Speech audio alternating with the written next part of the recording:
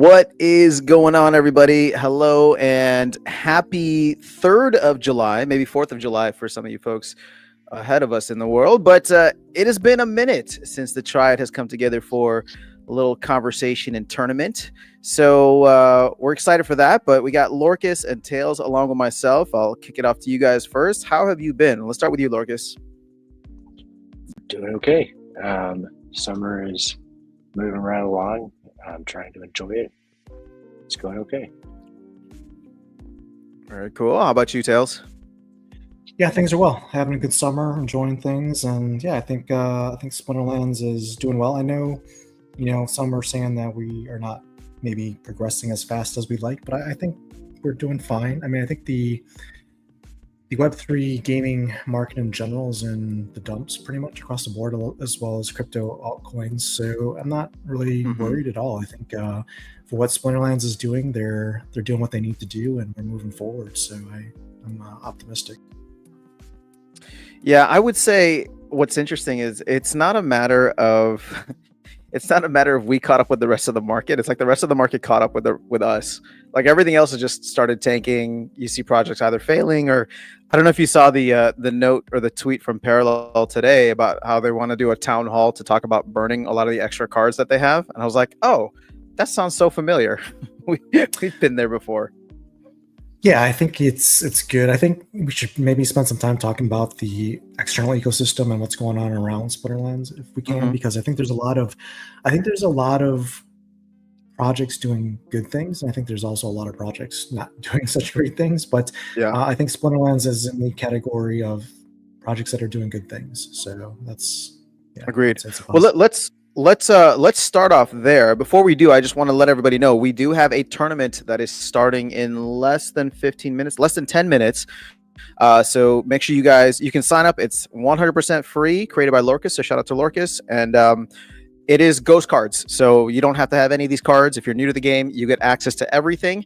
And we got some cool prizes and delegations to give out at the end of the stream. And it starts in less than 10 minutes. And make sure you check in. Don't just sign up. You also have to check in now that we're under the 15-minute mark. But we have, 7.5 minutes. So I think it'll be a good prime for us. Sorry, what's that, Lorcas? No, I jumped in too early. Sorry. While we're talking about the tournament, I set it up to have foundations cards included. I recognize they're not about to be game breaking, but I don't know if we have a preference to remove them or to leave them there.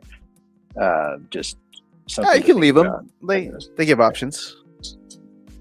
Yeah. No, that's cool. I mean, this is what modern format really looks like now. So one of the scholars asked me not to do the campaign because there's just cards that were going to clutter and make it harder to pick the ones they wanted. So there's a filter in battle for. There's a filter in battle that you can hide your foundation cards. I use that all the time, actually.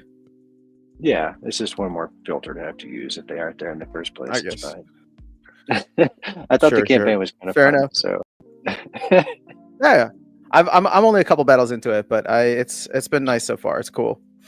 All right, so 6.5 minutes. Tails, I want to circle back just to the high level overview of how you feel things are going. I think you were talking about in like the broader crypto gaming space, right? Yeah, I mean, I think it's rough out there, right? I mean, we're still waiting for a catalyst for monies to move out of Bitcoin into other parts of the crypto verse here. We saw some AI pump, I guess late last year, and that's kind of cooled off. We saw the meme coin pump, that's cooled off. So, from a gaming perspective, I would say if you're down on Splinterlands, I would say don't be down, because I mean, there's no project out there that is feeling good. If you look at all the, the quote banner projects, like Off the Grid is having its struggles. Illuvium certainly going through its rebranding and struggles. Star Atlas is, I don't know if that's even a thing anymore.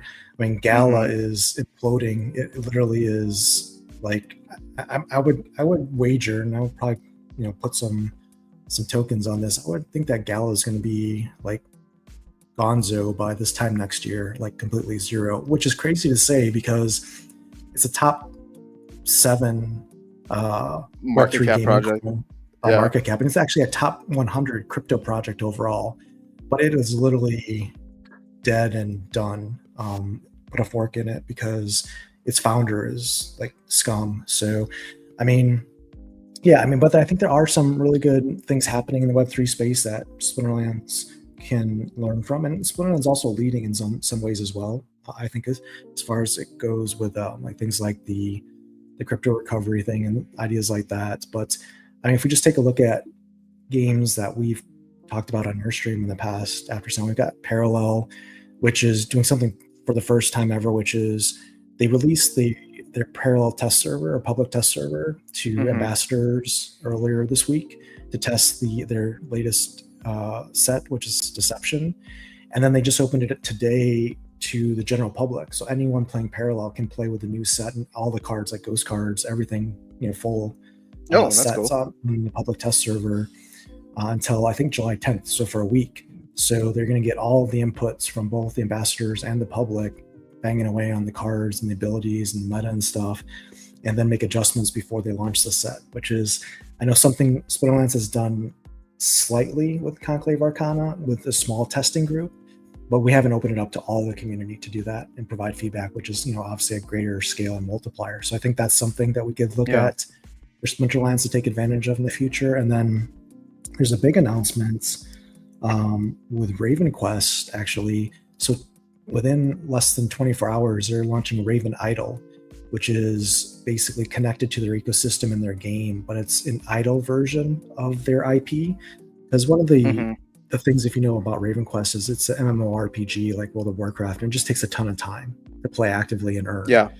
Most people don't have hours a day to grind that game, and so they came up with Raven Idol, which is what they're launching season 0 here tomorrow on July 4th, and with rewards as well. But it's an idle version of the game where it only takes like a few minutes a day to really kind of set your path and let it do its thing.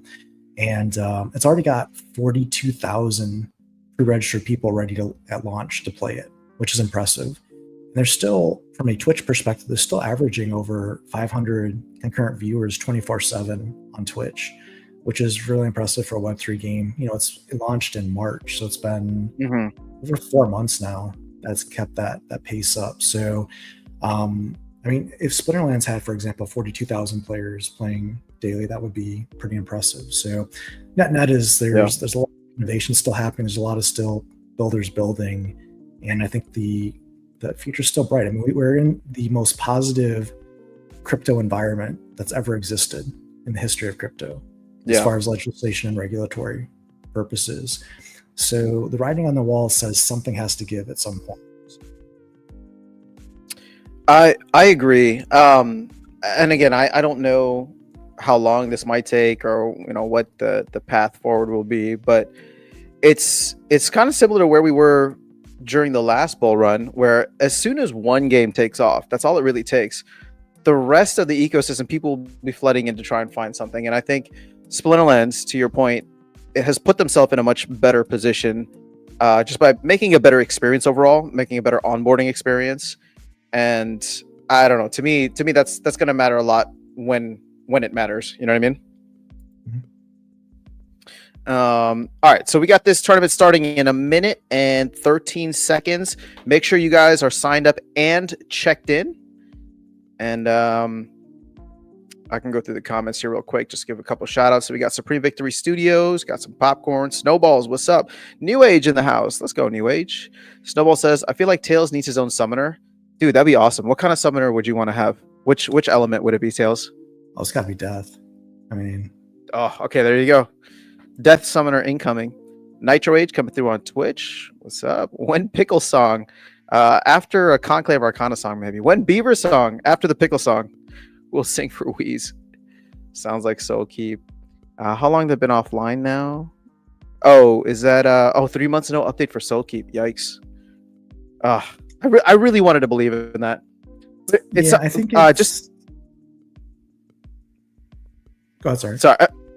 I think do I have a delay again? Is that what's going on here? I don't think so. I think you're fine. Okay. I was just going to circle back to the Raven Quest thing and the idol thing that you mentioned, because it seems as though a lot of like Web3 games are understanding that their core audience is not young kids with tons of hours on their hands. It is adults who don't have time but do have money to be able to participate, buy things within the ecosystem. Oh, look, Tails, it's me and you. But just to finish my point here on that. And then there was one. Well, at least one of us will be able to talk to the chat afterwards. It's rigged. It's rigged. It is rigged. But we had 24 players. Oh no, 28 players check in. Amazing. So just to finish my point there, you have this idle thing for Raven Quest. You have what's the Parallel Colony, right? Which is something that they've been working on for a while. And then obviously with Splinterlands, there is this whole like element of a bot. I don't even want to say botting, because I think land can serve the purpose now. But just this element of like having a passive exposure to the game or a passive way to participate in the ecosystem. So I will say one thing that I'm kind of down on is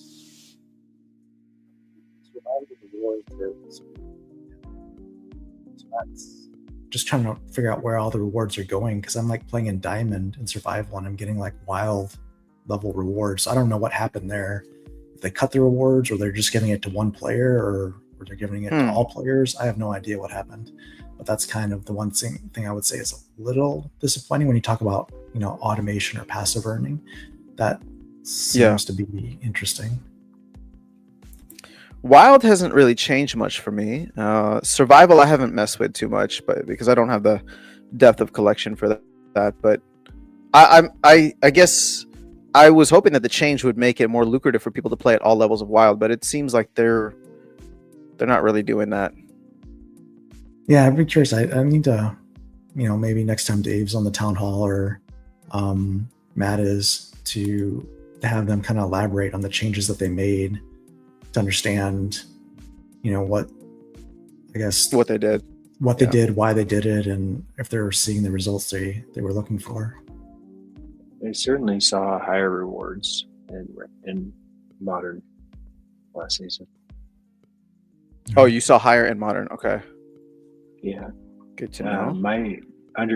The way I had interpreted the changes, like whatever that's worth, is that they were basically uncapping in some ways the amount of rewards. So I would expect it to affect the top end positively, that have high stake and gold cards and all of that sort of stuff. Mm-hmm. For Survival or for Modern? I thought for everything, but maybe that was just for Survival. I certainly saw a change that would align with that in Modern. Yeah, I actually haven't played Modern in a bit, but I'm glad to hear that. Because of that, that's probably why you're getting a ton more rewards, because there's folks like myself that have shifted completely over to Wild now. Yeah, that could very well be the case where it wasn't a change in the formula. We saw a bit of a bump in the Wild season passes that were purchased, but I don't know if we're going to see that sustained. I wonder if it was just maybe a quick thing. Oof. I think I'm done for. Oh, he's exhausted on the first round. That's never going to end well. My poor Mana Warden was useless. Okay, you're complaining about your Mana Warden. He's he's not even going to be needed. Look at that. Well played. Tofu remains undefeated. Actually, I will say that playing Modern, I rarely use Tofu. Honestly, the summoner I spam the most is Lorcus. It is. I love Lorcus and I love Nidhogger. They're super fun.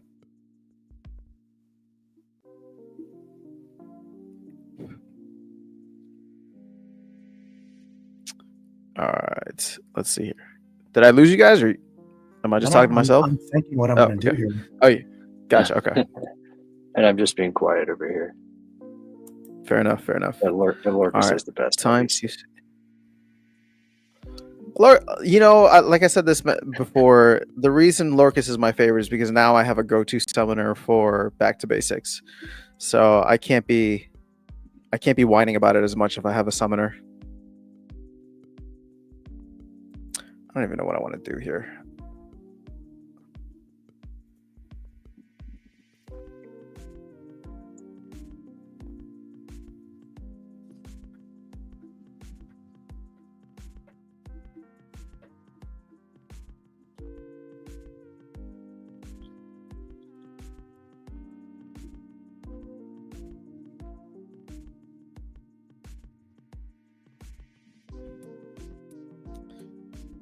This will be interesting.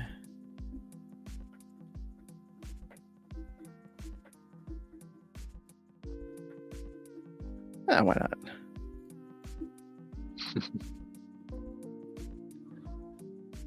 Why not? Is that always what you like to hear when you're battling Tails as your opponents? They say, why not? No, it usually means I'm going to lose. Oh, I'm at 0 mana. Whoops. There you go.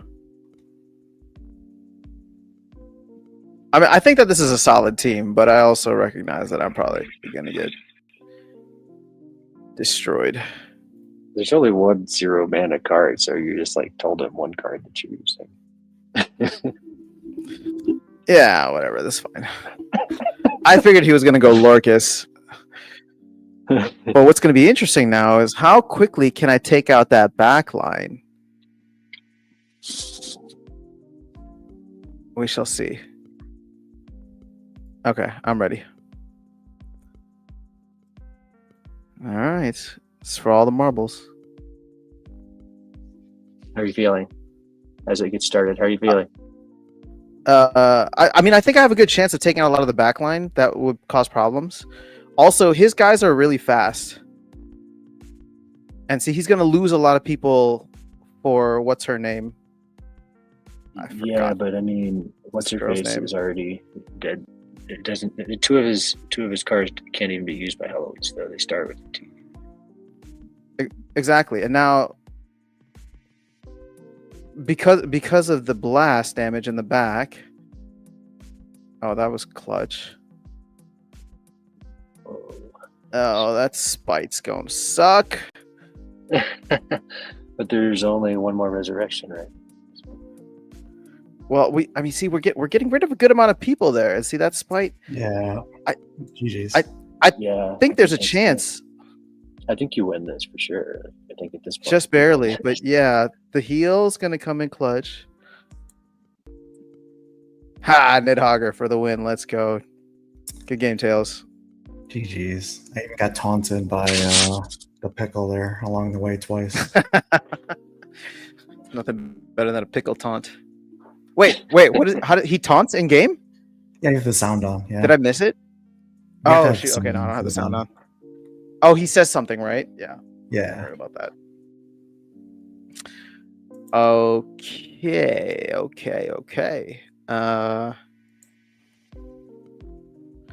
I think I know what you're doing, because I think I know what I'm doing. Oh, actually, there's a lot of options here.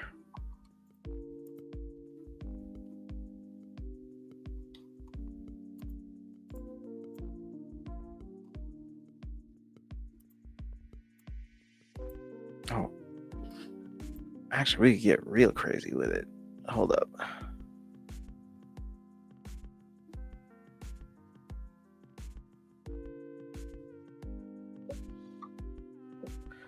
Hold on. I might as well have some fun with this.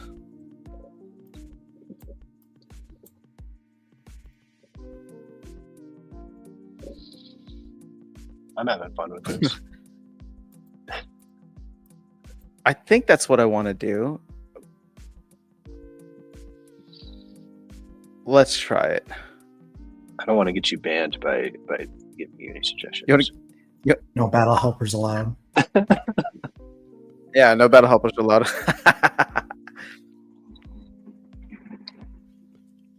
Oh, we did something similarities. Very similar. Okay. Hold on.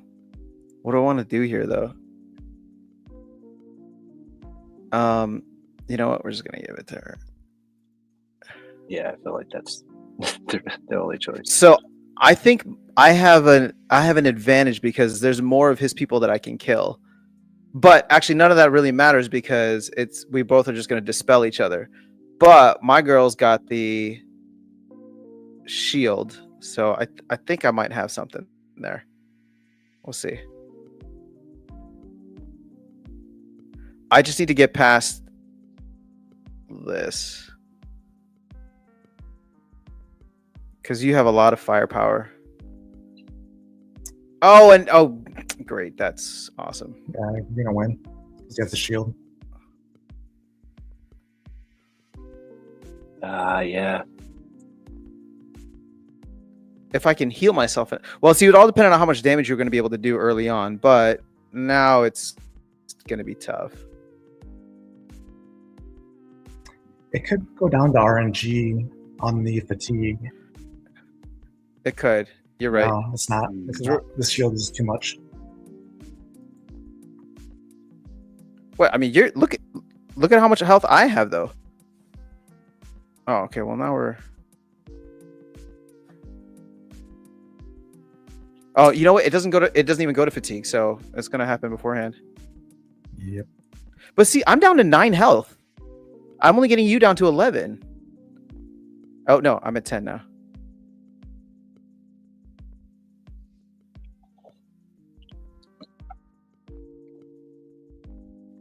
How does this happen? This is so. Yeah, I'm also confused. I guess the RNG is whoever attacks first, right? Yeah, because we're both max level cards.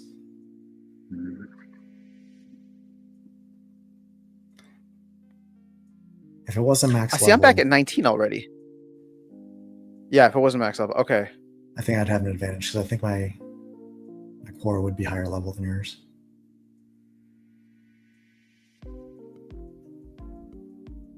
Yeah. Oh, you have more kills. Oh, see, there you go. See, I went first on that round. Yep. Something was weird about that. All right, GG's. Damn it, I kind of wanted to stop playing. Hey, look at that. I'm number 11 already. One of the things I think we should also chat about is the pickle card. How's everyone doing on your draws if you drew them? And then I had some comments on the card itself. My draws. Well, let's go ahead. Sorry. Any black foils? Do you have something else? Yeah, I got 2 black foils. Nice, congrats. Yeah, it's pretty 2 big. black foils. Pretty big pickle. 98 gold foils and whatever was left, like 2,000 something regular foils. Nice. How about you, Tails? You draw any? I did. I got lucky and I got a black foil as well. So yeah, it was good. I think I guess my comment on the card is really good, but I think the challenging part for the card is it's only one element. It's only water. So for a promo card, that's not great because, at least for me, I mean, I don't use water that much currently. I mean, certainly there's a play, with Cryptic and Dart, for example, for the weapons training card. But generally speaking, I'm not reaching for the pickle with that lineup with Commander Slate and stuff. So, and I just, without Corrupted Healing available in like water or many water combos other than Cryptic at the moment, it's just, I rarely have the option to choose it. And maybe that's just because of my biases and what I play in Modern. But because it's not neutral and because it's not dual elements, I don't like. There's learning times I would want to use it. I just don't because I don't play water as much right now. Now that could change with legendary summoners and airdrop cards for sure. But I think that's a pretty big limiting factor in the current meta. Yeah, I think I agree with all of that, especially the current meta part. Like, I would fully suspect this card becomes a lot more viable throughout the legendaries that get released and what other promos. I suspect this card is going to be good at some point.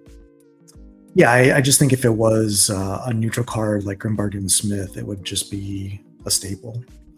Which, it's one of those things where when you look at power creep, when you look at promo card desirability. I mean, we talk about promo card desirability, like the voucher card, the Nakamoto card. I mean, I've seen it in 0.0 modern battles thus far. Maybe I'm just an anomaly or what have you, but I've never even seen it played once against me. I was gonna buy it, and then I was like, well, I haven't even seen it used, so why should I buy it? So yeah, it certainly would drive sales, but partly what I think we saw them do with the Legends promo specifically was put out cards that some of them looked good, some of them looked okay. All of them were potentially overpriced, but then they became much more viable as they started shifting things. That's what I would just maybe caution's the wrong word, but just something to think about, especially if the cards are cheap now. well, I mean, yeah, I mean the pickle's the pickle, right? But I'm just saying for like the voucher card, it seems like a pretty big miss. Like, I mean, I guess the sales can only go up because they can't get worse, I would probably guess. Yeah, or it might have sometime have a very niche fit. We'll see. Yeah, I mean, if they had a card like Nefkit, that's an airdrop card, that would certainly boost the value. But most people don't have Nefkit, so yeah, true. I had to switch to my phone. Can you guys hear me now or no? Yeah, we could hear you before. We were just talking over you. Just kidding. We did not hear you. Uh-oh, I lost you again. Say something. Being weird today. The whole thing's being weird. You're back. All right. I think I'm back. I'm going to actually even... I'm just going to remove my camera entirely. Hopefully that'll be less traffic. How did your this pickle go? I haven't purchased any yet. I think if I participate, it'll be during the fortune draws. I think I want to get a couple of those, and then I can get some regular foils along with it. Yeah, nice. So can we talk about gold foil arcanes as well? Because go for it. Like I saw Bulldog posted on X. I think he sold a gold foil arcane title synonymous for like 116 or something like that. But with the auctions, other than the black foils, or the black foil arcanes, which are obviously going to be a big deal, but the gold foil arcanes, I mean, as a card type, seem kind of meh. I mean, they don't give you bonuses on land or anything spectacular other than a standard gold foil. So I guess the question is, what is their purpose other than just card inflation? Because if you're a collector, wouldn't you prefer the black foil arcane? Like where does the value as a collector stand for gold foil arcanes, generally speaking? Is there a market for that, or is it just kind of like the forgotten, kind of like expensive but not good enough? Yeah, I would argue that all the arcanes are pretty dumb. Like, I am curious how much goes in the black foil arcane, because they're not better than black foil. You can literally pull black foils in this regular foil scenario. The only advantage of a gold foil arcane is that you only need one of them. That's literally its only advantage. It's easier to pull a max level because it's a max level when you get it. Sure. But it doesn't have any more value. It's hard for me to imagine even a handful of people that actually care about that numbering. Maybe I'm wrong. I could very well be wrong. I'm very often wrong. But I totally agree that the arcane versions are relatively stupid. I would just argue that the black foil arcane is the most stupid because it has zero advantages over the regular black foil and also is a max level on draw. Right. Yeah, I guess the scarcity is the value. I kind of agree with Damn, I feel like I'm still on a delay, but sorry about that, Tails. Go ahead. Just real quick, I feel like the gold foil arcanes are the weird middle child, or maybe black foil. It's so weird that they have two arcanes, I think is the way that I want to explain it. Mm-hmm. Sure, you include a black foil as a new foil, but having like one arcane above that would have been enough. It's weird having like both the black and the gold foil. Yeah, totally I agree. I think the gold foil arcane is just unnecessary. Honestly, I just think it adds the card inflation. It doesn't really add any value to the ecosystem. This was my takeaway. I would rather have the gold foil be the arcane version simply because it then has some advantage over its counterpart. Like black foil arcane literally is just a lower number than the black foil with an animation. Yeah, I mean that's fair.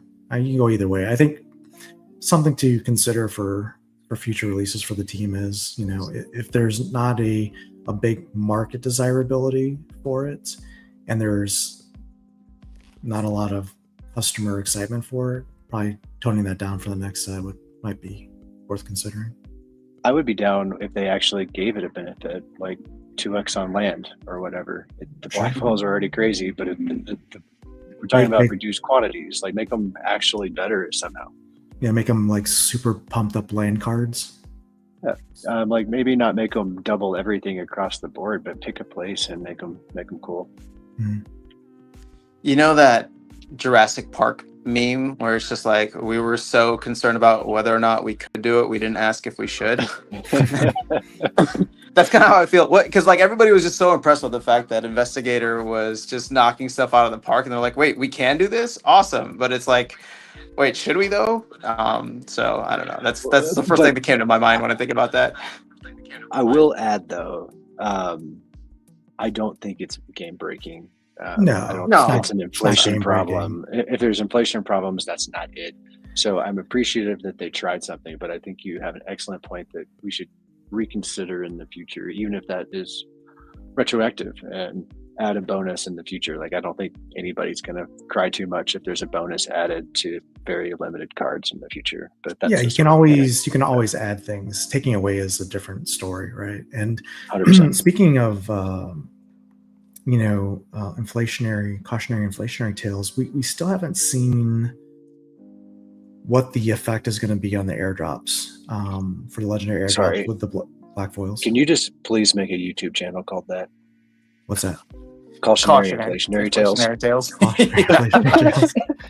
I was smiling to myself when I heard that too. I was just like, what a mouthful. Yeah. My YouTube channel name is not already a mouthful itself. So yeah, no, I mean, I think it's interesting because one of the concerns that I think many people have is how the math is going to work. Because just, if you do the modeling based on, I guess, production points, whatever you want to use, collection power, whatever the wagons use, I forget now. But either one group of the community is going to be very, very happy, and one group is going to be very, very sad, because the number of airdrops are either going to be significantly weighted towards one spectrum, or there's just going to be raining airdrops. So the legendary airdrops for Conclave Arcana are going to be like Lyra of the Dark and Grum type levels. So I don't know how they're going to model it and how they're going to do it, but something's, mathematically speaking, not quite right. Isn't that, sorry, just to kind of play the devil's advocate here though, isn't someone always going to be disappointed with the decision? I don't think anyone was super disappointed with the first implementation of the wagons, because that was the first implementation of it. But I think people towards the end were seeing significant drop-offs in number of airdrops between like the first one, which I think was Rage. I forget now, but I think it was Rage. Something and like that, yeah. And then the last one, which was Mid. Yeah, Nidhogger. I mean, there was significant decrease, like I think at least 50%, depending on where you stand. Why are you a quitter? What happened, man? I didn't even realize that I missed that game, so I was like, I thought I only played one game against him, and that's what happened. So would you argue then, Tails, that the potentially the reward cost should be flat across the whole. I really don't know. I guess because the benefits are so high for the black foils, like if you're a big black foil holder, whether, depending on it's legendary, epic, rare, or commons, whatever, I mean, it seems like mathematically speaking, you're just going to get proportionally a much more significant legendary airdrop. For example, if you go back to the Conclave Arcana days, now I haven't modeled this specifically myself, but let's just say you owned a full Rebellion regular foil set, and maybe you got 9 of Rage regular foil airdrops guaranteed or something like that, right? Let's just say as that a rough figure.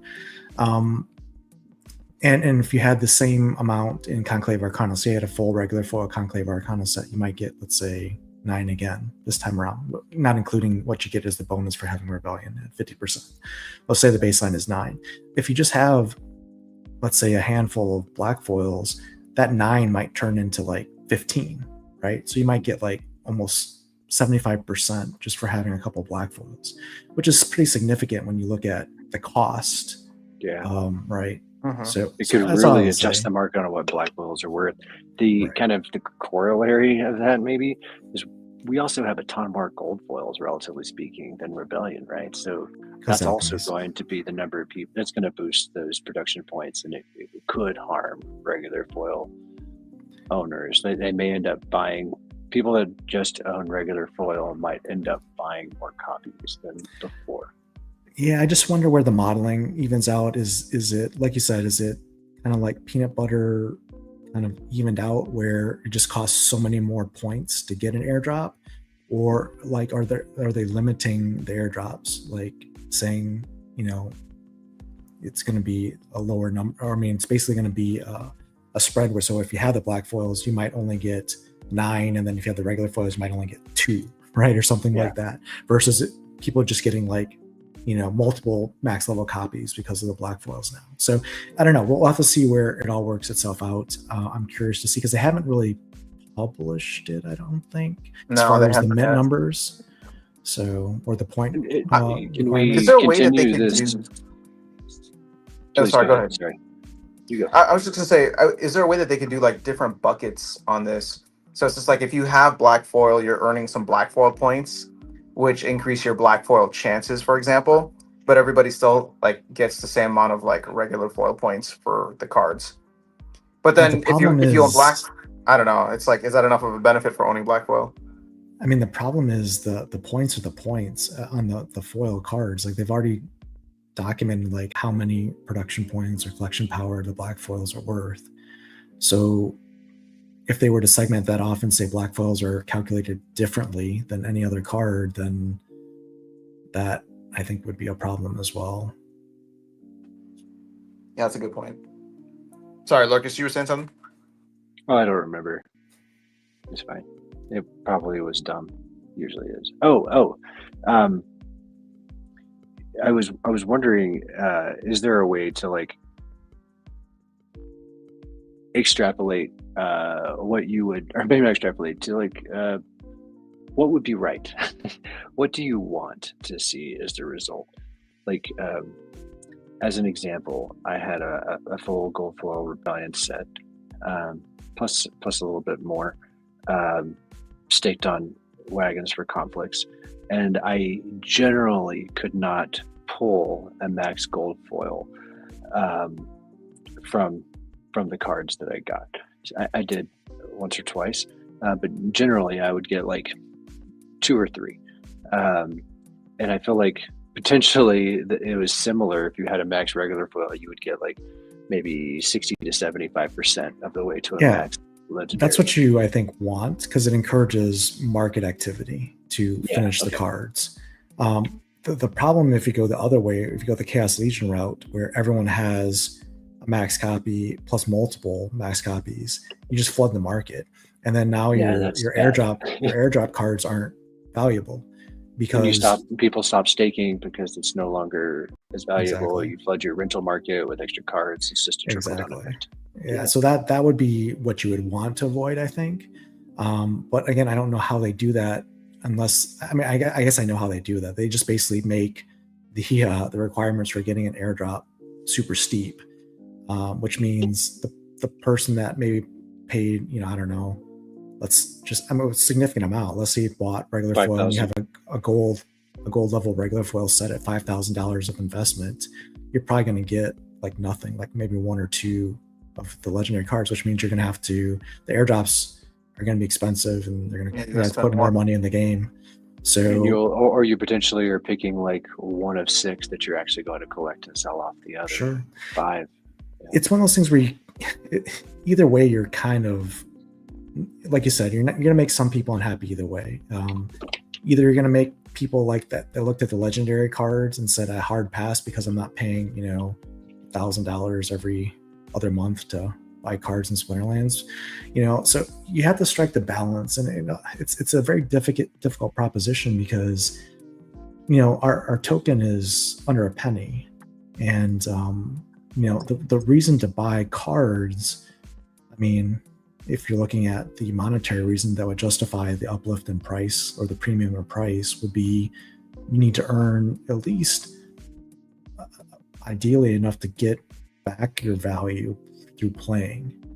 And if the cards are so expensive that you can never realistically achieve that, then no matter how scarce they are, it doesn't matter because there's never going to be the demand. So it's a fine balance. And I guess my takeaway on this is I really hope that because Dave's taken over the CEO role, I really hope that Matt is buried deep into spreadsheets and analytics and looking at the ecosystem and the economy and the numbers and really figuring this out, because if that's not happening, it could definitely be problematic. So I would just, once again, like to be annoying. I get that the scale is different, but nobody earns anything when they play Magic the Gathering except in like specialized scenarios. Yeah, but you don't pay $50,000 to play Magic the Gathering buying cards, and people in this game do. Yeah, I get that, but I definitely get that. But even if it didn't break even, if there was a substantial portion toward that, or something that's, I don't know that it has to break even, I guess is what I'm going for. I was looking at, when I was doing a bunch of math, arguing that we should lower the price of packs for Conclave Arcana, I was basing it on the premise that you should have a percentage of your people that are breaking even or earning. And I'm not sure that's right. I think if you have a percentage that gets close, that may be the appropriate goal.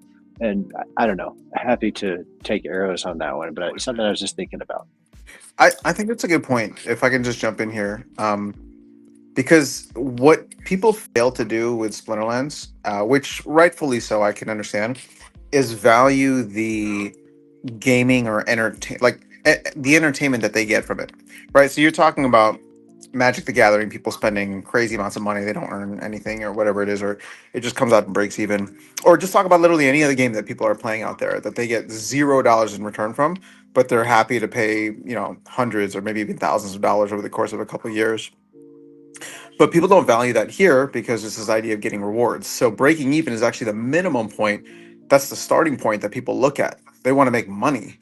Whereas if you were able to tap into that Web 2 crowd and just shift the paradigm slightly in their mindset, where it's like, you know what, you can come play this game and you might, put in a couple grand, but you'll be able to potentially break even. Maybe not quite, but you'll potentially be able to break even. Like, that would be game changing for them, right? In the way that they interact with games. But it's just the people that we have here are very crypto focused. So the idea is only about making money. And so therefore breaking even is a starting point rather than also, like an ending point. It sounds a whole lot less like a Ponzi scheme. Yeah, exactly. Mm-hmm. Yeah, I guess I'll add a comment, not just because it's related, but if you look at the history and we talk about the Web3 history and look at games outside of Splinterlands, one of the really inflection points that happened at Gala, I don't know if you remember this, it was probably like 2 years ago now, I think. It's when the CEO of Gala Benefactor came on and said, he said, I think it was either in Discord, I think it was in Discord, I don't think it was on X, I think it was in Discord. He basically said, To all the ROI boys out there, don't play Gala, don't buy our stuff if you're here to earn money. We're not an investment, we're a game.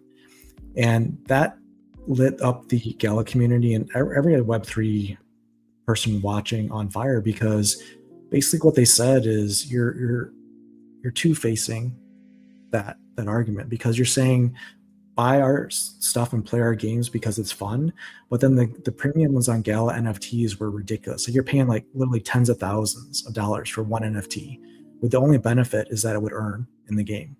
So here's the CEO of the company saying, hey, we don't want ROI boys, we don't want crypto people here investing in our game. But at the same time, they're charging significant premiums over any other perceivable game ever invented because of that very concept of Web3 earning. So it's like you can't have your cake and eat it too in that case, because either you lower the prices of your NFTs to make it a playable game for the masses, that people that just want to play, or you put your NFTs out there for $10,000 or $50,000 and sell them because they can earn. You can't say, well, here, buy this 50,000 NFT because it's fun. It's a freaking JPEG, man. Yeah. Get over yourself. No, that's a good point. And I wasn't trying to defend that other side. I was simply saying that there's a whole market of people that you could tap into that wouldn't be looking at it as an ROI thing, right? I'm not trying to hate on the ROI boys. And at the end of the day, like this was born in the play to earn movement, right? So there is this expectation that you can earn money from this.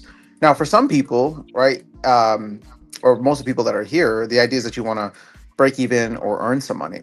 But all I was saying is that if you're able to tap into the people that love to spend money just to entertain themselves, and you could find a way to make it so that they're here because they like the game and they don't mind putting money into it. And again, I'm not even talking about like somebody coming in and playing. In fact, this is probably the better way to frame it. Somebody coming in and paying like thousands of dollars to participate. What I like about what Dave is doing is he's really looking at the smaller players or the long tail here. Because yeah, sure, you could get like 1,000 players to come and spend 10 grand, but you could also get, I don't know, 100,000 players to play at the lower levels because and spend like $100 a year, and that could move the market a lot too. But you make it so that their experience at $100 is still pretty fun, and it's still something that is a core part of the game. It's just there's a premium level to this, and if you're good, then you have that scholar program, right, where you can go and get hooked up with better cards or someone else, or the scholar tournament. But to your point about with what Dave is doing, I hope that he's able to create those lower levels where people can come in. Yeah, and I think they're doing it, like with the foundation cards, with the YGG partnership, with these moves to bring in more of a Web2 kind of give them a feel and make the game more accessible. Again, it just goes back to my original point is you can do both things, have a high level investment and higher level scarcity and expensive cards, and you can do the more of the free to play stuff, but somebody's got to be on the back end looking at the data and making sure there's a balance, making sure it makes sense and it's attractive to both groups, and that there's a way to progress to more of that. Hey, I start off as a free to play player, and then maybe I start off and then I start putting in like $50 a month, and then maybe the next set I drop 3,000, or something like that. There needs to be that balance and that continual drive to have that make sense. And it's super complicated. Like, I don't think it's easy to do by any stretch of the imagination. I just think for Splinterlands to continue to keep the player base that it has, as well as attract new players, a lot of that needs to be focused on, because it gets more complicated with every card that released, every new aura use that's added to land.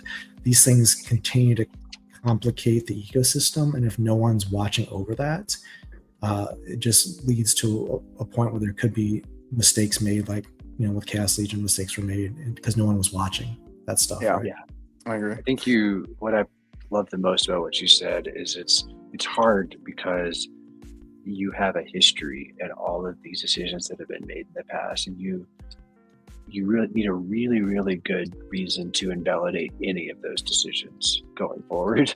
much less many of them. So incorporating all of your past decisions and making future decisions that work not only for new players but existing players is the hard part. It's very, very challenging. Agreed. All right, let me catch up with the chat. Tails, Lorcas sent a We have message. people in the group. listening to us. I know, right? And they have some interesting things to say, and I feel like we're like moving between topics here. So Merlin's Matrix, what's going on? Supreme Victory. I'm sorry, I don't know what happened with the matches. Keegs is here. Sorry about your iPad. GG's. Snowball. Wibble says my 100% loss rate. Sorry, dude. Keeks pulled a black foil pickle too. Let's go. Even Black Point Arcane is meh. All Arcane is meh. New Age says, I think the target to have a similar amount of BTX for each legendary. So they will do the math on a line there. It seems like 3,000 right now for most legendaries. Yeah, it seems like the right thing. Basically, Mhm. what we were saying. I think. And New Age says they'll use the lower drops to encourage more legendary pack purchases. I can see that. That's Yeah. a great point. Yep, and those are limited, so it's a really good point. Joffrey saying the game is not fun with a couple grand. Yeah, I mean, Right well, now, and so yeah. we're hoping that there's going to be modes and ways to play the game that will be right. Well, the idea is even if you play or participate at the lower levels, it should still be fun, right? I think people just have this idea of, okay, if I'm only going to put in $100 per se, right, or $200 and get like a lower level deck, there will always be people just kind of like punching down at me, and I'll have this, I won't be able to climb higher, which is kind of like what the team wants. They want people to have that itch to get more and more and more, but you also want it to be at least entertaining enough at the lower levels that people are enticed to come in and spend $100-$200 and be happy there, right? Or at least satisfied with their entertainment value from that, or their earnings from that, whatever it's that they're looking for.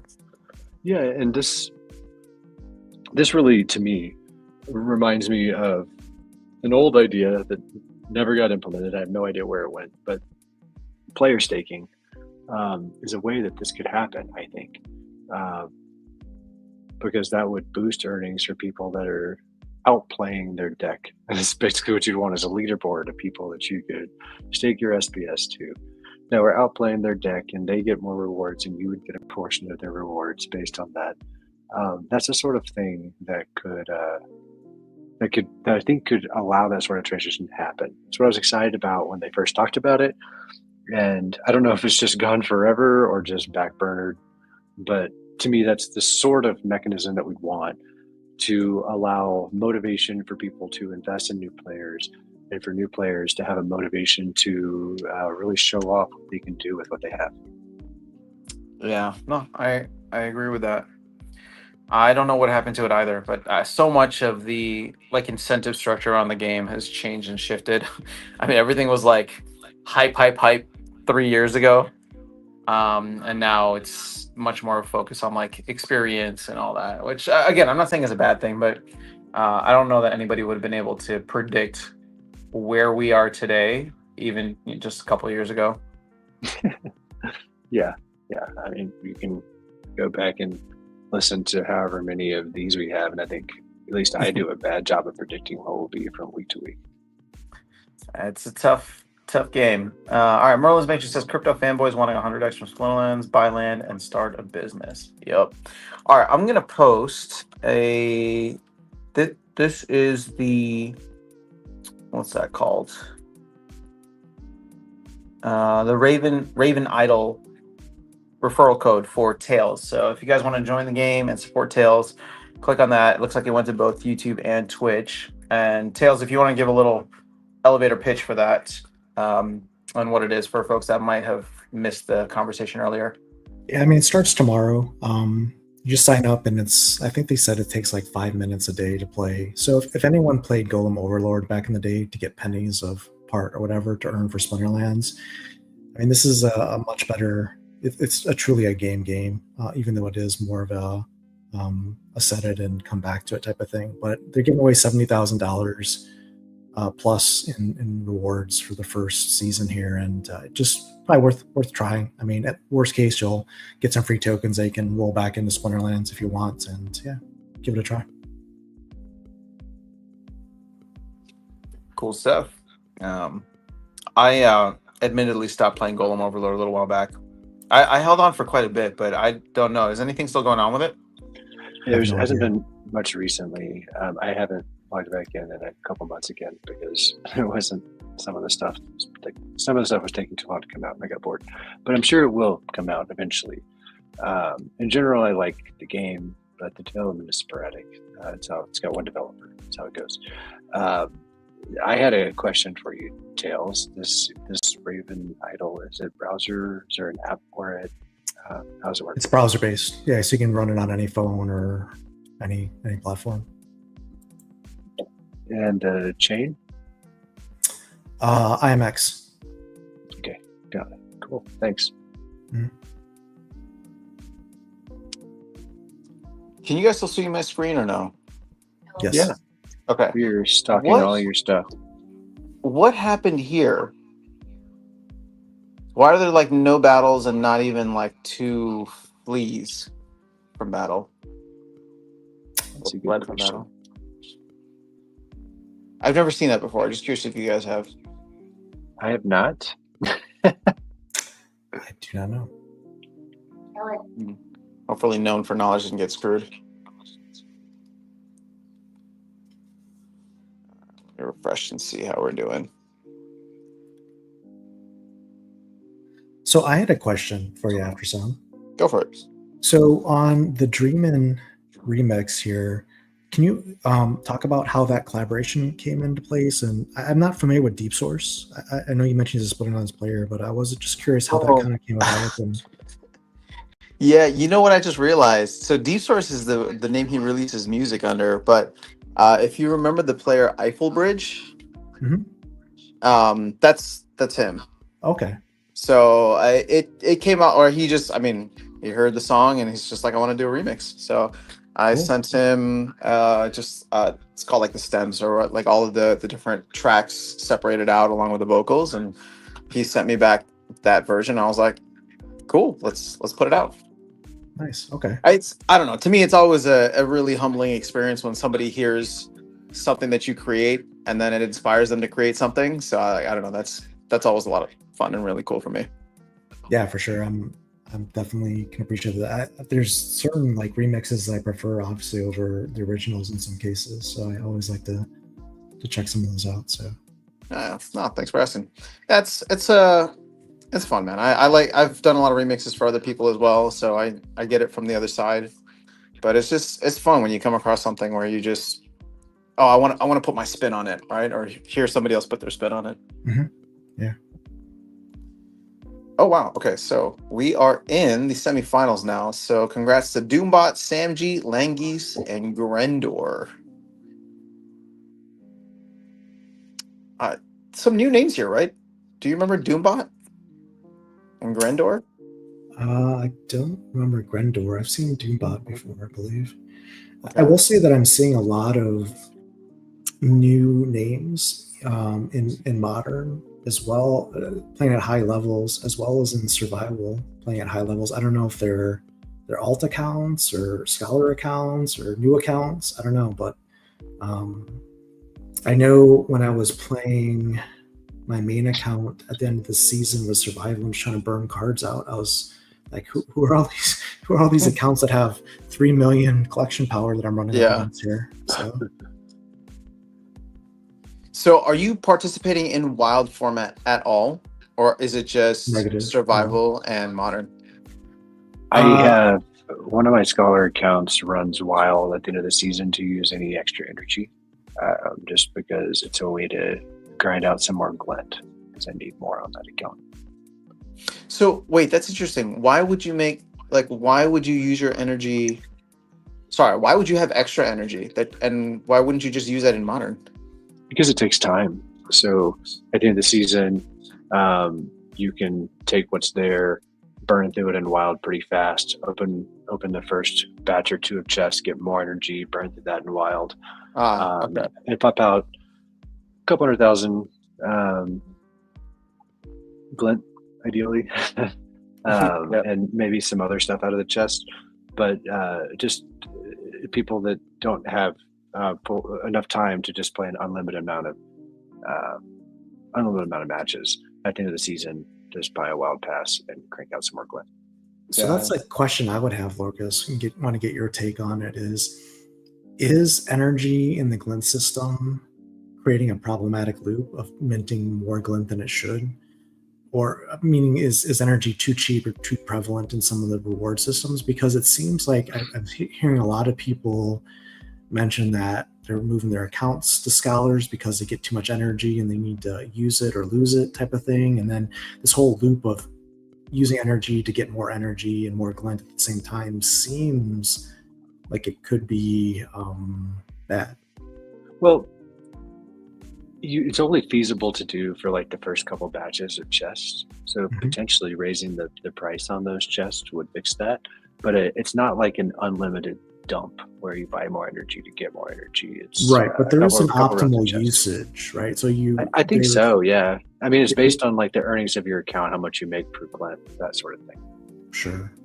I think for most people, the takeaway is there's a certain like magic level where you want to buy a certain number of those chests of just basically because it's like free glint and free energy up to a certain point. For low risk, yeah, like you have high yield sort of thing. Mm-hmm. That's a good point, though, Tails. I mean, I do wonder. I don't know the math behind it, but I do wonder if it's creating a lot more glint or like an inflationary cycle of glint. Yeah, and it's one thing. It's at the top of the leaderboard. I would say that's very likely, just because of the way glint is uncapped with the way that multipliers work. SPS is, glint is not. Well, hold on, so it's likely. We could actually even look into this a little bit. Let's go to if you look at the glint leaderboard, like on Peak Monsters, for example. I mean, there are folks that are going to basically have a full reward set on day one when the next reward cards are released. But that's okay, because like the cost of buying more than one batch of some of these are insane markups. So like if they want to dump their enormous stockpile, that's what it's for, right? Isn't that why we charge more per batch? Like a massive amount more? I'm not saying that's a problem. I'm saying that just the amount that we're minting versus the time that we're releasing reward sets. Basically, you have these top accounts that are going to have reward sets on day one, and by the time the next reward set comes out, they'll probably have to be able to buy the next 2 reward sets on day one by the next time around, because it just compounds, right? It goes back to balance. Yeah, and I guess my point is I don't see an unbalance, because I had a lot of glint, relatively speaking, at the launch of the new reward set, and it didn't make sense to just pump out as many gold foil legendaries as possible out of those chests, because they get really expensive. So I still only have like half the gold foil legendaries. Now there's people with a lot more glint than me, so maybe they can just grind through it. But even where my account is, I'm just saying that as much extra glint as I have, I'm not going to be just cranking out a ton of these, because they get absurdly expensive. Sure. Yeah, I guess the maybe taking my point back is to the point that there's going to be a lot of people, like being able to print a reward card set at max level within 5 minutes of it being released seems counterproductive. And it seems like there's going to be a lot of people that are going to be able to do that. Which I just guess I'm questioning. Where's this list? Where do you see it? I want to know where I sit relative to these others. That would help me be able to respond to this. Here, like I was just looking at a top player earning about 3,500 glint per win at the top. I'm curious what yours would be, but if you see like Champ 1, it costs 6,500. So I think that the pricing is probably appropriate. So for it not to be like my base earning is 3,129 per win. Okay, but I mean that's still significantly less than 6,500. Because what I was concerned about was the fact that like you're earning more glint per win than it costs to get another game. No, there's not a infinite loop. That would be obviously problematic. There's definitely a well, it would still be capped by 25 games, right? Because at that point it would go up in price, but still. So I was saying the base is 3,129. So for my scholar's last ranked modern, I got 5,292 glint. Mm-hmm. So, Okay. yeah, I think you can, but it's to that point of the 25. Yeah. You guys want to see something weird? Yes. So this is a modern tournament, right? Remember, I got timed out of my battle. So here are my 3 battles against Tails. It all shows on the modern side, but only one battle with Doombot, the one that I lost that we saw. The one that timed out, it shows up under the wild format for some reason. So it says wild tournament here, modern tournament there. I don't know, I something weird wonder happened. if timeouts for some reason just end up in wild. That's a double timeout, right? Because both of you timed out? Or no? Or Well, did it you still not see gave his card? it still gave him the win. Oh, I have my own battle to play right now. Yeah, and for your reference, Lorcas, you're number 15 on the Glint leaderboard with 11.4 million Glints. And I guess technically 14 because Null doesn't count. Vuctus is the leader with over 60 million Glint. So yeah. So Vuctus probably could. I don't know whether he would, but maybe. But either way, I know that I can't at number 15 on the leaderboard. So there's not many people that can. And if they can, their investment in this game is insane. So I don't know that I hate it. But happy to be wrong and for you to explain why I'm wrong. Well, I think I'd have to model it again and do the math to see like how many chests you would need and how many levels it would take and stuff like that for day one. I guess part of it is that I could probably pull a max regular foil deck by just spending a lot of it, but why would I do that? I have a gold foil deck. And so for me to pull even 2 rounds of gold foil legendary, so that's 8 cards, is about 6 million glint. Like that's that's a lot. That is. Oh. That's only the first 2 batches, and obviously it goes up from there. So I think potentially these accounts that have a lot are going to be making gold foil pulls, and it's not. It's there's maybe only a few accounts that are like. Yeah, I mean, really I think the cost on gold foils are significantly higher. Though, I mean, again, it's a matter of perspective. Like if you look at it from a regular foil perspective, it's not that, right? Gold foil, yes, yes, I agree. But again, like next set, I'm not going to be pulling regular foils because it literally is a waste of my time. I will only be pulling gold foils. First world problems, I know. I got you. I'm just saying that the people that have these giant piles, they didn't build that pile with a regular foil deck. They aren't going to be pulling regular foil cards, or if they do, they're wasting their time and they're also pulling gold foil later. So I'm just pointing out that the scale of it potentially goes with the foils. That's fair. I've totally pulled regular foils for this last set, and I hate every bit of that decision. So, yeah. Hey, Tails, a question for you.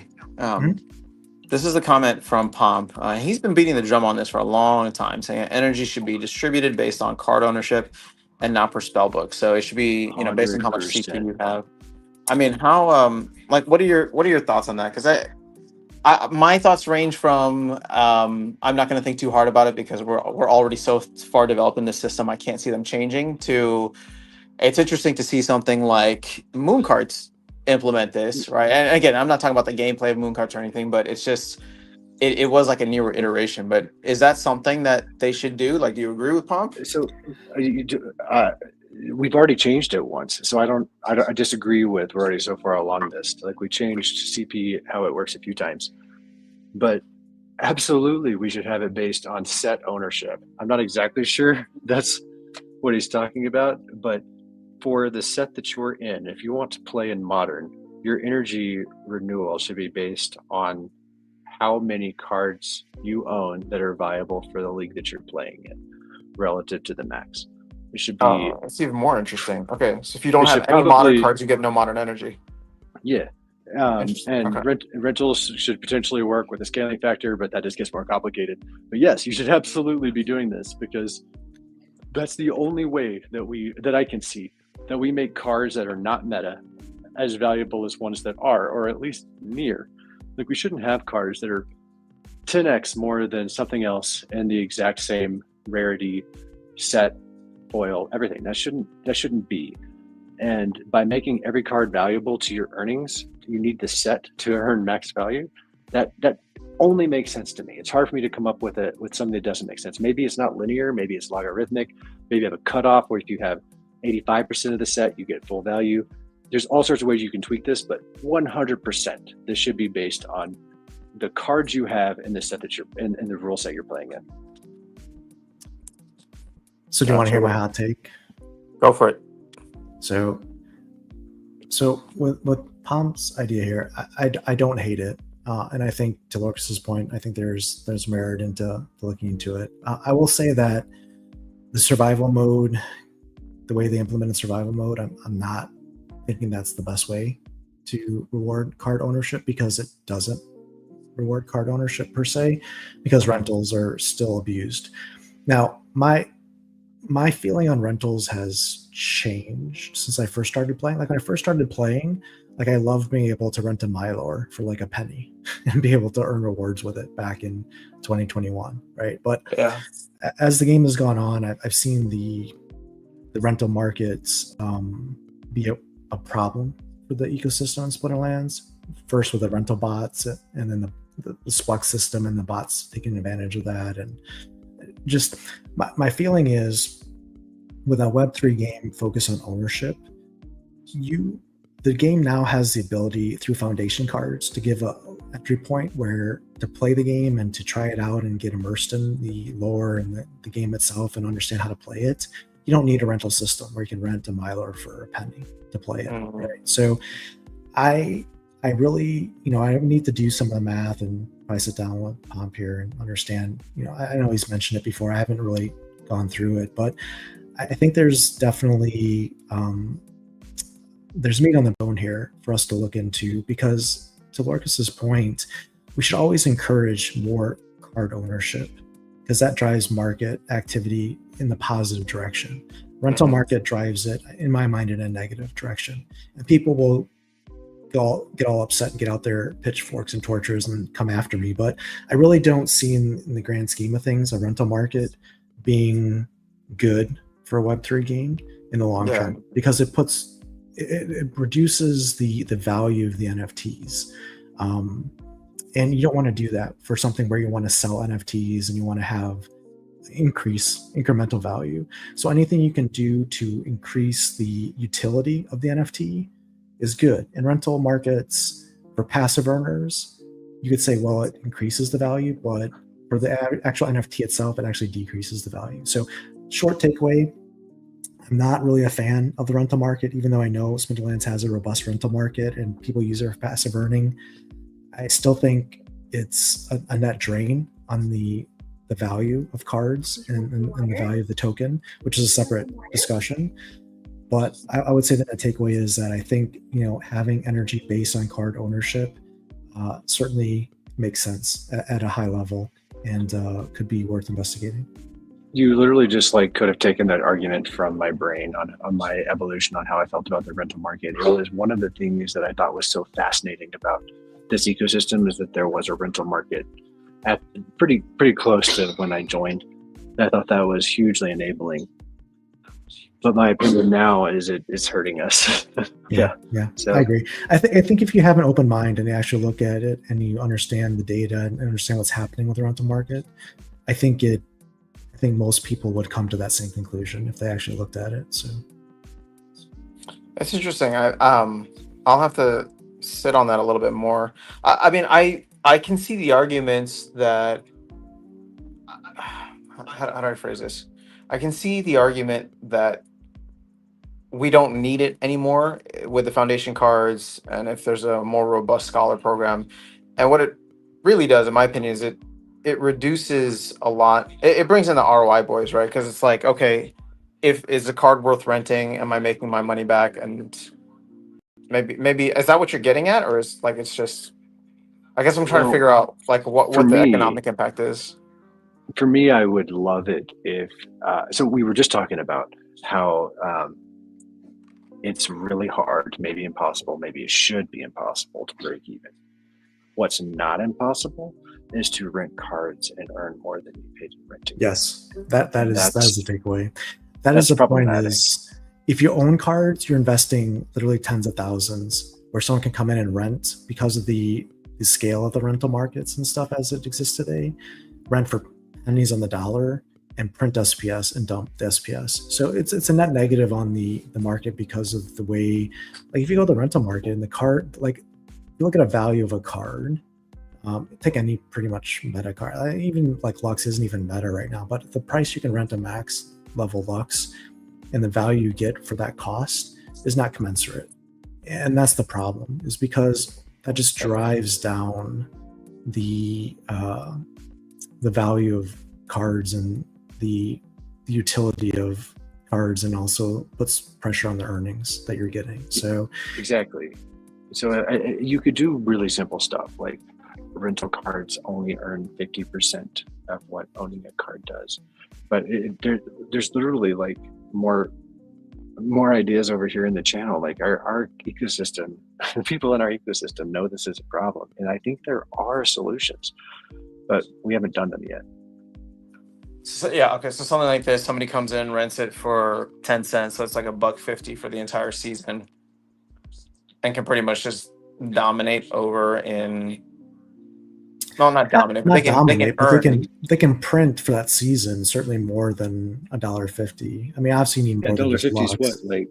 what is that, 80 SPS? Like that card's got to be worth a delta of more than 80 SPS over 2 weeks. Yeah.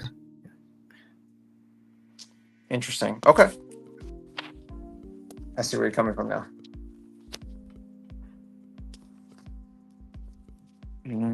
All right, let's see here. So we are in the finals now between Langeese and Sam G. Looks like it is Langeese up 1-0, best of 5. But just so we can get the ball rolling on the rewards here, let's call out our top 10. So you got Keegs, Joffrey, Queasy, Monster Tamer, Xandroid, B01, Grendor, and Doombots rounding out the top 10. Or is it still top 10 or is it top 5? Top 5. It's top 5 for cards, yeah. Gotcha. Okay, sorry. So top 5 went too far down. So B01, Grendor, and Doombots. If you would like to take a look, you can go to the details tab here, and there is a link that should take you to a spreadsheet and show you exactly which cards are available. So go ahead and throw those in the chat. And then whenever you guys get a break as well, Langeese and Samji, you guys can take a look too. Although whoever wins does get first pick, so nothing will be sent out until this is all finalized. So I was looking at Merlin's Matrix suggestion about no rental cards in Diamond or Champ, and I hadn't even considered something like differentiating where you could use a rental card. But to me, one of the things that's been so harsh about our new seasonal rentals is in order to fill and maintain a guild at the top of this, you need people that maybe can't afford full decks and everything. So renting has been critical for filling out brawls, especially over our hard times in Splinterlands.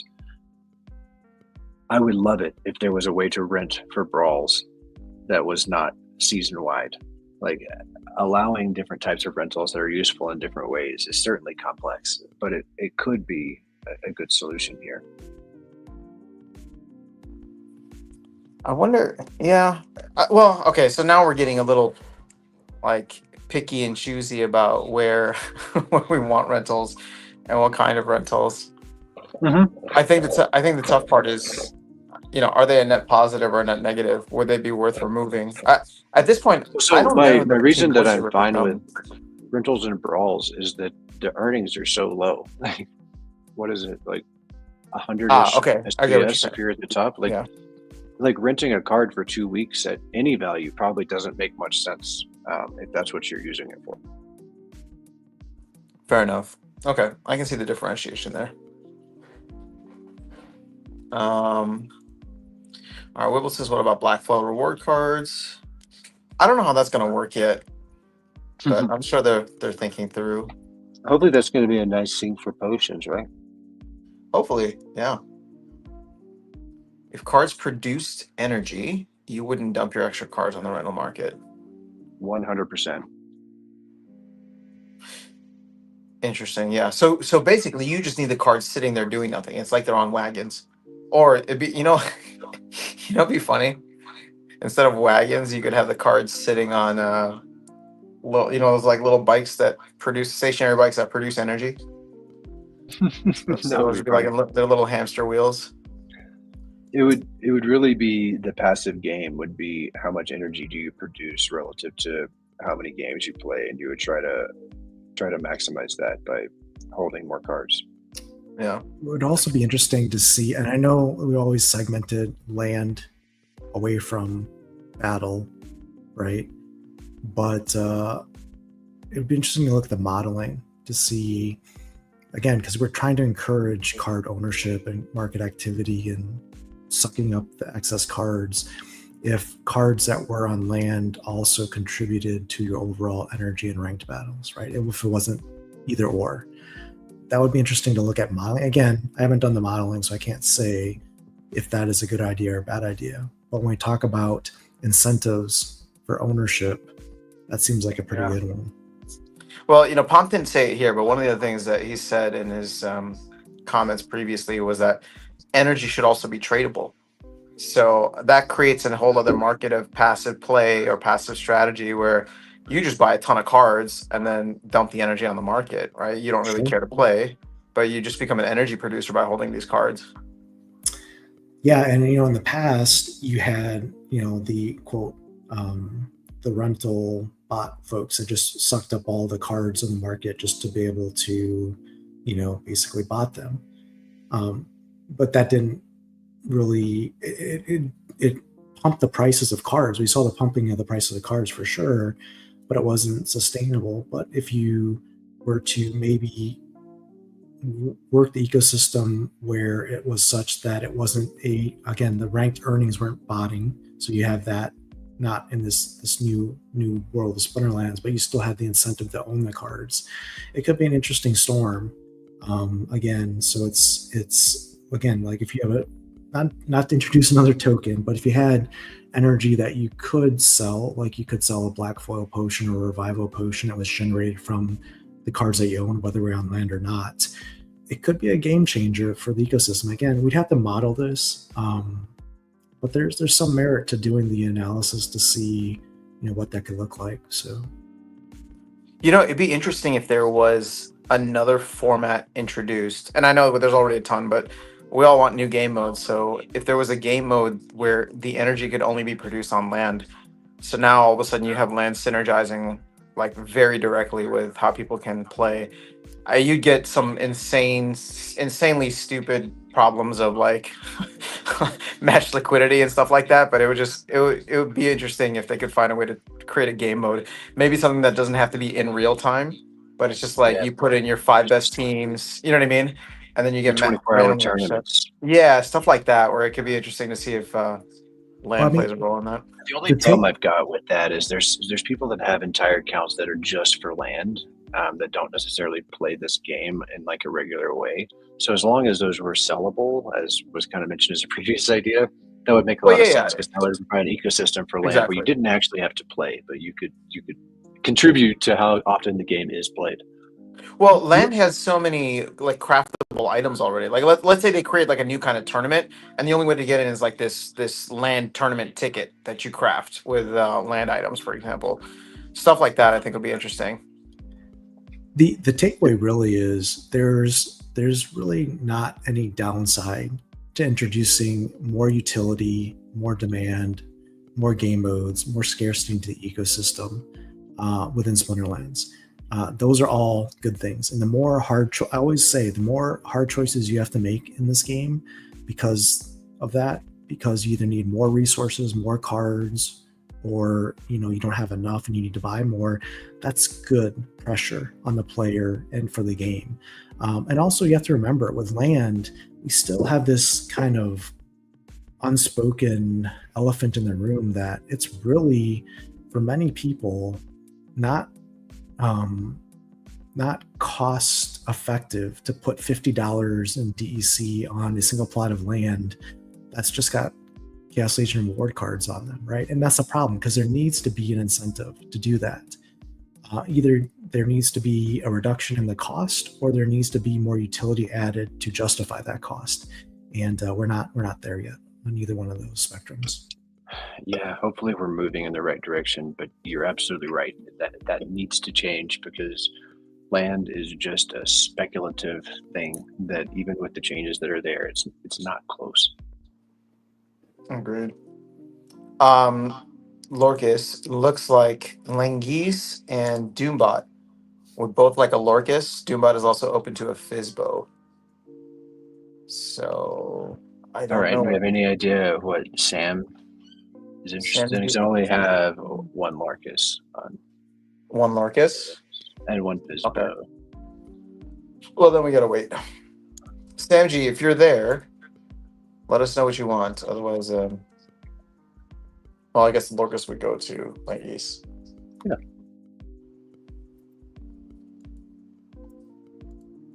All right, let's see. What are the other comments here? Liberty Guy, good to see you, man. I hope you're well. Exactly, Lorcus. It is way too expensive for season rentals. Why can't we have several options for rentals? 2-day, 4-day, 6-day. I think if we tied that to the way that they were allowed to be used, it could not destroy what is. It could not go back on the progress we've made without being quite so punitive to certain modes. Oh, Samji just came through with a cane coming through on Twitch. One of two people watching on Twitch. Hopefully, we'll get those numbers up soon with a. Yeah, how's that going? Can you tell us any timelines, Tails, or is it all still secret? Well, we're definitely moving forward. I don't want to really, I can't really say too much because I'm still trying to get some timelines for testing and stuff. But I think good progress has been made by the team. Shout out to Gator on that. And yeah, I mean, it was one of the reasons also why I mentioned the whole analysis around Glint and stuff like that, because as part of potentially Twitch rewards, if Glint is being rewarded, you don't want that again to spiral into something that's a problem in the future. So I'm very sensitive to that as well. So, but yeah, I think good news is coming again. I think there's certainly a number of content creators that could stream Splinterlands very frequently, but just don't because there's not an incentive, there's not an audience. I think we could get there pretty quickly back to maybe not the height of Splinterlands TV, but certainly a more regular content to consume. I mean, there's a shortage of Splinterlands YouTube content. I mean, Aftersun, you're pumping it out for sure, and so are a couple. I've slowed down though. I'm glad to see other people have picked up. Yeah, but I mean, there's time. Like if you are. Or itching for content, like if you are used to listening to stuff while doing stuff, right? And you're not necessarily at a workplace that is restricted on what you can like listen to or whatever. If you have headphones, there's a lot of times where you're not listening or viewing any social lines content because there's nothing to consume, right? And I think we can fix that or fill that void. Yeah. Well, I just think that there's a lot of like great incentives all around that reward everyone, right? So let's say you're on Twitch and maybe you have your account monetized or something, or once you have it monetized, well, now people can come in, and I'm not like encouraging to game the system, but it's just like they have a benefit of getting something cool in game. They support you.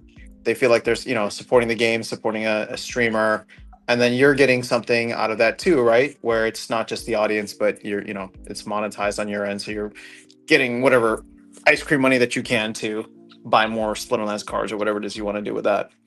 But I just like the fact that it's a win-win, so a win-win all around. So hopefully we get that implemented. But that's a great idea, Tails. I'm glad that you kind of took that head on. Yeah, I mean, it's not rocket science either. I mean, if you look at Raven Quest right now, I mean, they're still doing drops and they've got over 700 viewers right now, and they could consistently run over 500 viewers of their content on Twitch 24/7.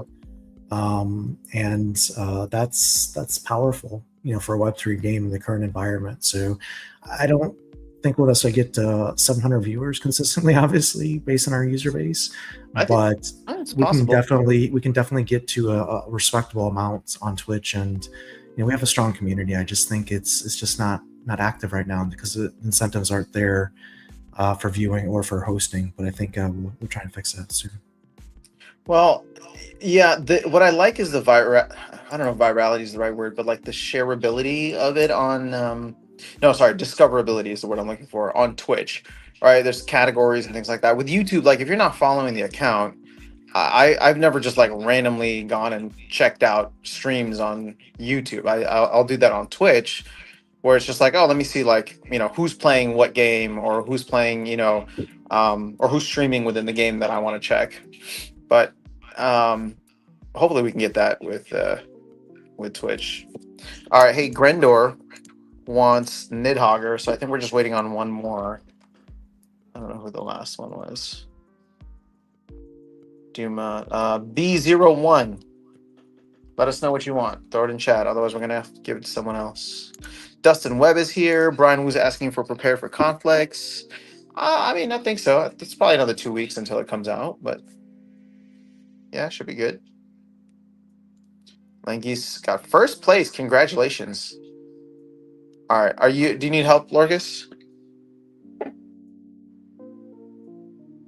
Lorcus, you there? Yeah, I just don't have the. I don't have the fifth one. I've done the first four. I think I got them right.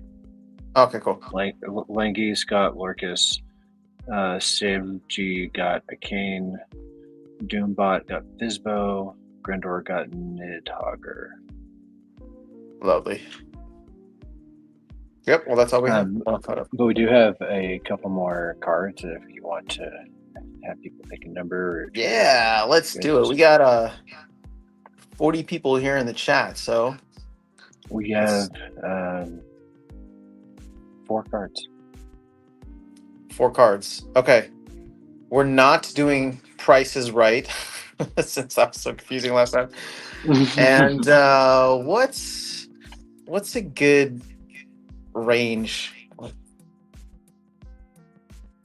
We're halfway through the year, and so that this doesn't get too outrageous, let's pick a number between 1 and 180 for the amount of days that we've passed through in 2025.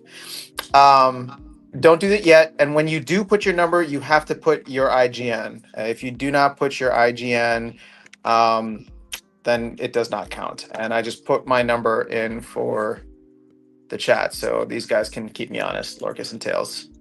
All right, so throw it in. The four closest win? Is that what it is?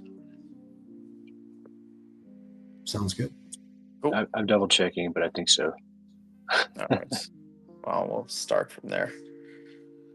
Oh, here come all the comments. 4 closest. Got a lot coming in.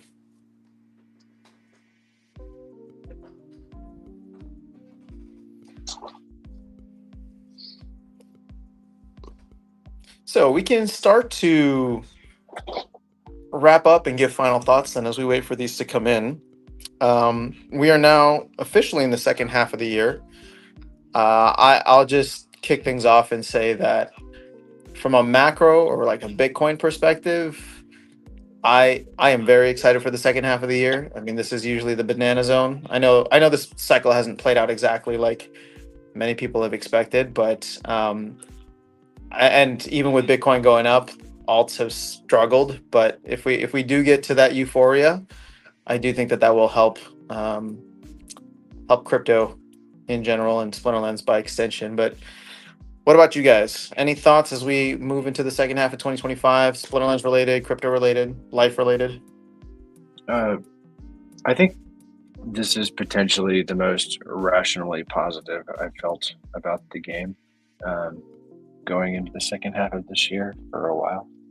So nice. I think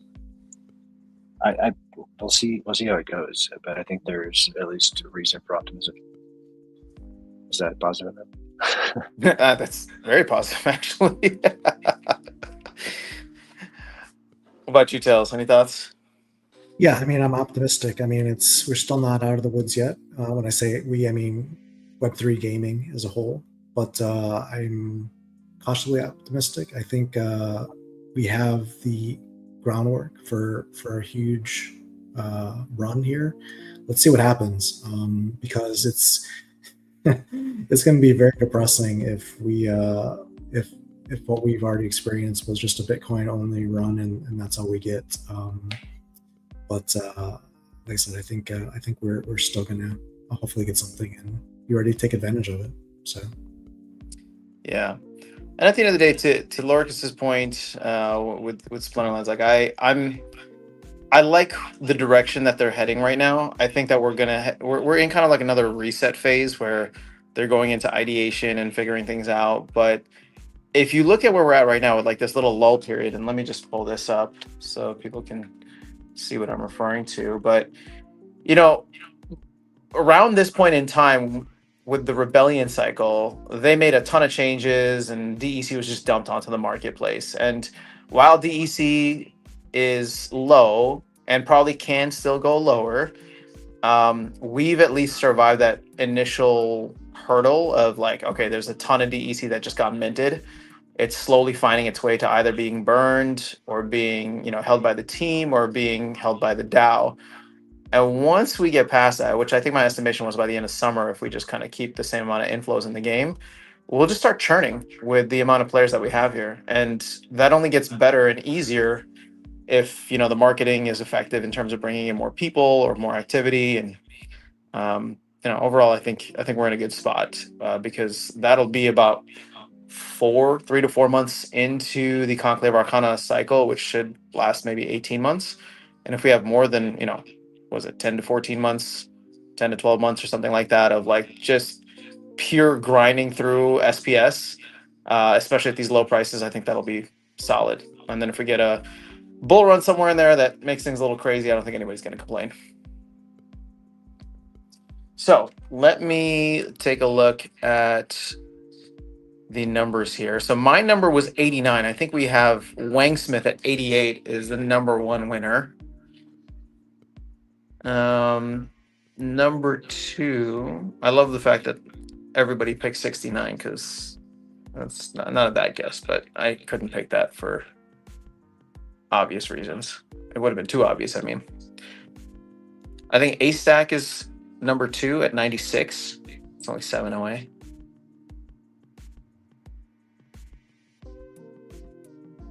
And then if I'm doing this right, got Dustin Webb at 77 and Samji at 76. Are we doing 2 to Samji? It's not with me. Whatever rules you want. Yeah, let's do it. He guessed well. He played well. I'm not gonna hold that against him. Also, because I think the next is gonna be 69, and there's like 3 people that are 69. So screw that. Good reason.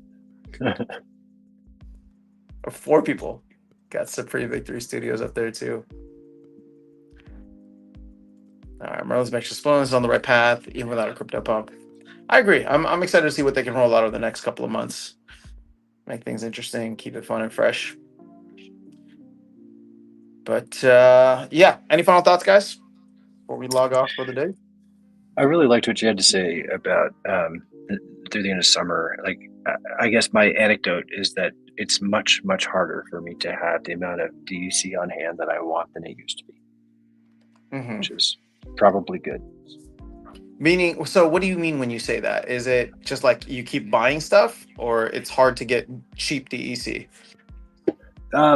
Yeah, I mean, I use credits, some, but some things you need DEC for, and there's a certain amount that I want just to be able to have my open bids open, to be able to do things with. And it used to be that was very easy to come by, and now it's harder. Yeah, well, it's shown a little bit more resilience. I mean, again, we minted. If you look at this, we minted. Well, it was over $1 billion, but I think we're past that 2-month threshold now. Oh, no, sorry, you can see here. So yeah, 5.4. Yeah, like 6.4. So we minted over $1 billion. And if you see what the team is currently holding, it's like 300 million. So I think once we can whittle that down, then the team's going to start buying from the market, and after that they'll start buying SPS and burning it, which would be good. Tails, any thoughts? No, I just it was good to catch up and stream. I missed the chats, and yeah, I would say enjoy the summer, everyone. Touch some grass, and then see the Splinterlands. For sure. Everybody in the U.S. enjoy the holiday this weekend. Make sure you I make don't it know to if this July is 5th with your too all much your of a fingers. sales pitch. Go for it. Can I throw? Tails just put out some videos about Elmo Burns, and I think that site is actually pretty fun as a place to look for cards that does a good job of both tracking and doing extra SPS burning as part of the reward structure. So I'm pretty excited about that site as just something new to the ecosystem.